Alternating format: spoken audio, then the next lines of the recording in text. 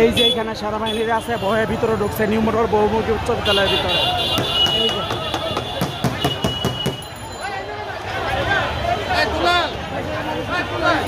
ভাই দীর্ঘ অপেক্ষা করার পর দীর্ঘ 18 বছর পর এই বিজয়, দীর্ঘ 18 বছর পর বিজয়, সবাই